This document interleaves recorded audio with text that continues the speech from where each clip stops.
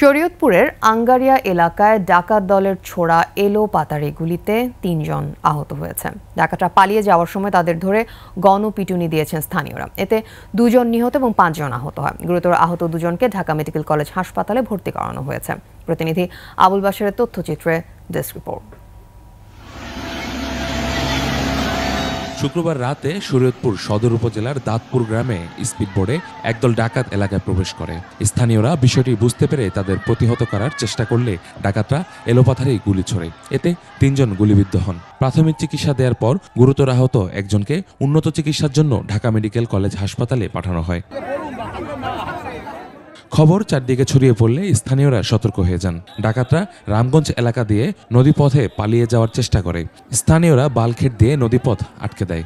বাধা পেয়ে ডাকাতরা স্পিডবোট তীরে রেখে পালানোর চেষ্টা করলে জনতা তাদের ধাওয়া করে 7 জনকে ধরে গণধোলাই দেয়। এতে ঘটনাস্থলে এক ডাকাতের মৃত্যু হয়। তখন আমাদের জাহাজের সাজ মাইরে আমরা ধরে রাখছি, আরো কিনার দিয়ে লোকজন আসছে, তখন ওরা সিটেগুলি যেগুলো আমাদের এই যে জাহাজের স্টাফের গায়ে সুগানের গায়ে লাগছে, 3-4 জন আহত হয়েছে।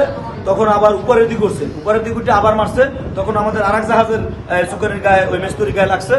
তোরা আমরা নিয়ে এসেছি এই জায়গায়। আর আমরা জাহাজ যখন আটকাইছি তখন ডাকা ছিল, ওরা বোমও মারছে। সিল্কোর সিল্ক অ্যান্ড শাইন, যাতে আছে আর্গান অয়েল ও ওট প্রোটিনের গুডনেস, যা আপনার চুলকে রাখে হেলদি অ্যান্ড শাইনিং। আহতদের শরীয়তপুর সদর হাসপাতালে নেওয়া হলে আরেক ডাকাতের মৃত্যু হয়।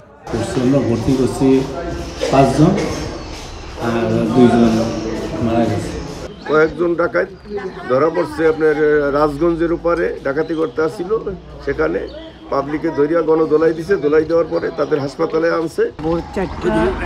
4টা-5টার দিকে 5 জন জীবিত ঢাকা রেফার করা হয়েছিল। এই ঘটনায় আইনগত ব্যবস্থা প্রক্রিয়াধীন রয়েছে বলে জানায় পুলিশ। ইউসুফ হাসান নাইম, 21 টেলিভিশন।